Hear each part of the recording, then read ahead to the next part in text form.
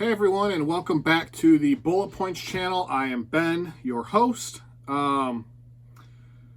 If you're into survival gear, bushcraft, or just love cool firearms with a story, you're in the right place today. Today we're talking about the U.S. survival rifle, the AR-7, or the Henry AR-7. It's a modern take on the legendary Armorlight AR-7 survival rifle.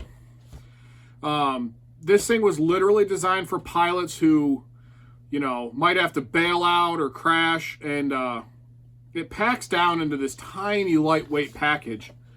Would you believe it if I told you this is water resistant, it floats, it shoots 22 long rifle, great for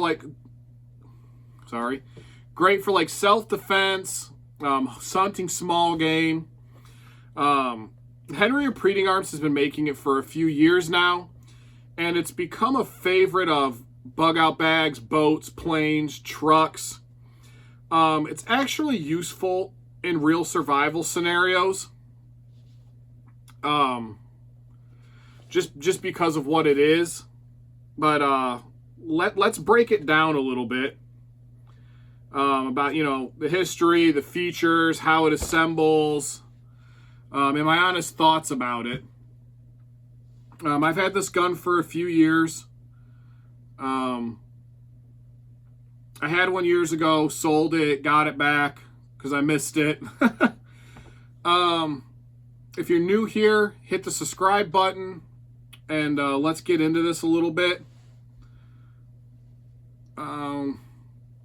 Believe it or not, this gun was actually used in a James Bond movie, From Russia with Love. If you watch the scene where he's being chased by a helicopter in like a flour truck, he gets out of it and he shoots the guy throwing grenades at him with the helicopter.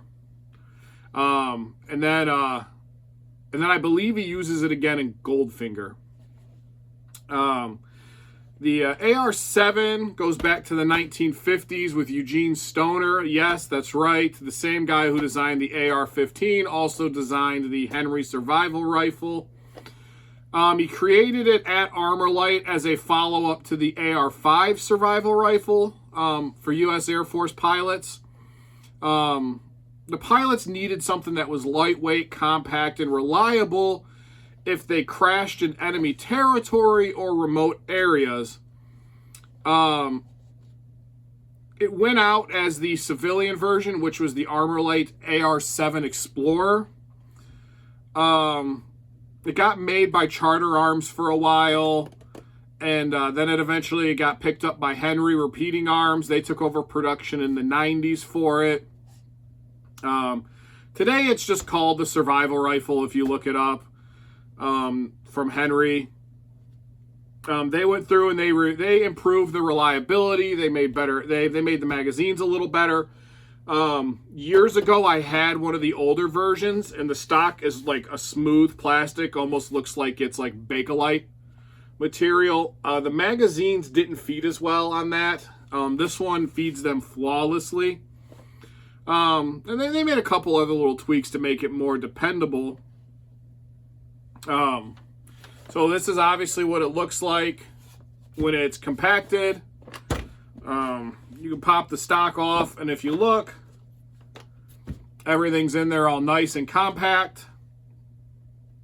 The specifications on this are it's a 22 caliber long rifle. It's a semi-automatic.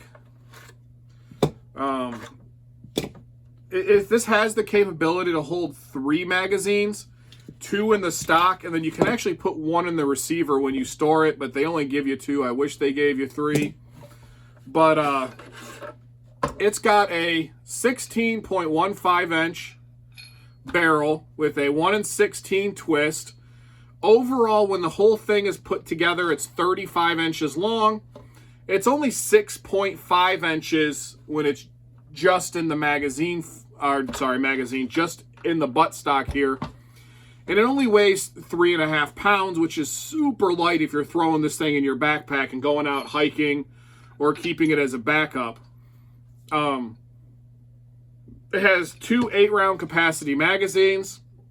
I wish they had found a way to bump these up to 10, but take what I can get. It does have an adjustable rear aperture sight here. So there's a small hole and a big hole. You can loosen this screw and flip them around. But you can also loosen this screw and move it up and down to adjust your sight. It does have, it's grooved for a 3/8 inch dovetail optics or Picatinny with Picatinny looking notches. So you could put a sight on this or a scope on this, but if you do that, it will no longer fit in the stock. So maybe that's something, if you have this in a backpack or a survival bag, you could get a little red dot to clip on there and just throw that in the bag separately. The stock is made from ABS plastic. Obviously, that stores everything inside. The crazy thing is this floats.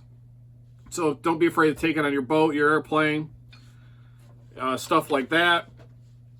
So this thing's super, super easy. You could put it together literally in less than a minute with no tools, no issue whatsoever. I love shooting this little gun, man. It's such a great little shooter.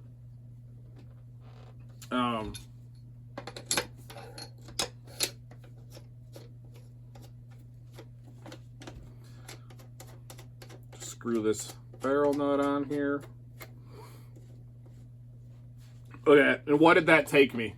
I mean, then it's got the magazines. These are loaded, so I'm not, I'll put one in there. I'm just not going to chamber it. So that's what it looks like with the magazine in it. It's got a magazine release right here in the finger well. You just push it forward. They slide right out. What was that? Less than a minute, maybe 30 seconds. I had this thing assembled and ready to go. So, then you just pop your little, that's your charging handle. It just pops out. So you can chamber it. This is a blowback design. It's got a safety here on the side. And it's got this really nice bright orange front sight post there, which really helps you get a great sight picture. If you're shooting for a longer range, I would recommend flipping this little peep sight over to get you a little bit of a better sight picture. But where I found this thing performs its greatest at is about 25 to 50 yards with the regular old iron sights. You can easily shoot it out farther than that. I've seen videos online of guys shooting these out to 100, 150 yards and hitting their target. But what I really think this thing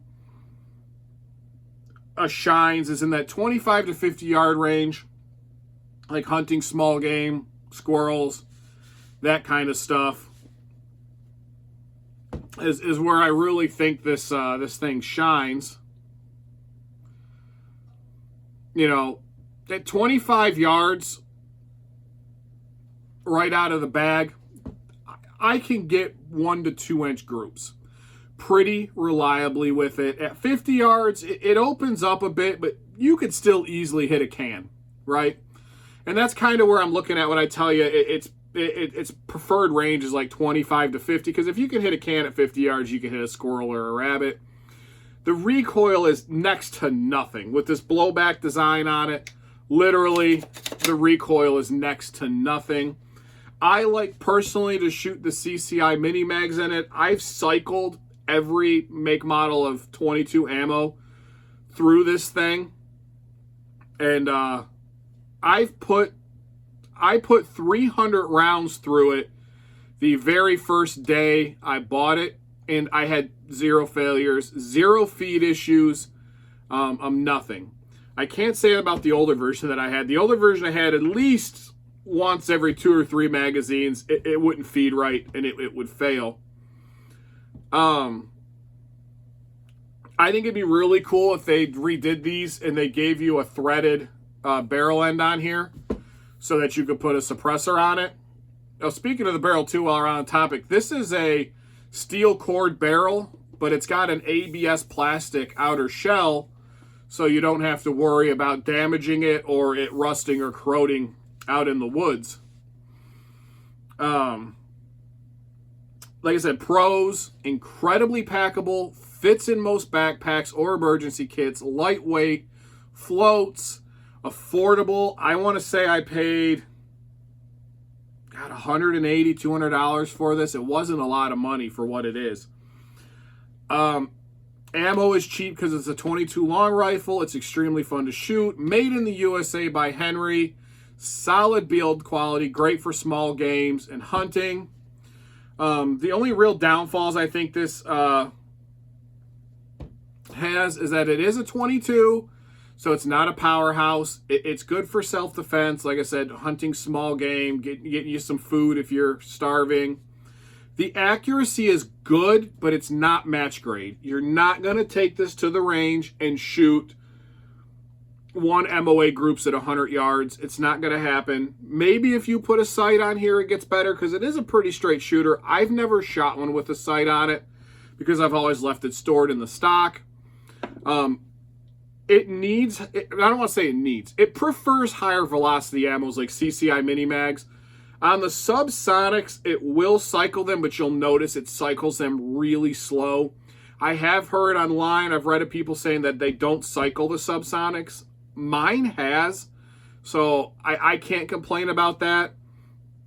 And the only other thing I don't have a complaint about, but I've seen people complain about, is they feel like the build quality is cheap, but it's plastic. It's a hollow stock.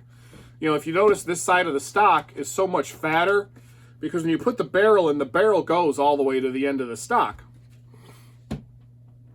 But it's really good at what it's designed for, right? It's designed to be tossed in a survival bag, be tossed under the seat of your Jeep, thrown in the back of an airplane, and then just used as a survival or backup rifle. I mean, or if you wanted to, you could give this to your kid as a great little plinker, right? If you haven't shot one, give it a try. I think you'll find they're pretty pleasant to shoot. I mean, I enjoy mine. I would love, drop some stuff in the comments, drop some stuff down there, your thoughts. I would love to hear from some people. Remember, smash that like button. Smash that, the subscribe button. I'm going to, just to reiterate, I'll show you, again, how quick you can do this thing.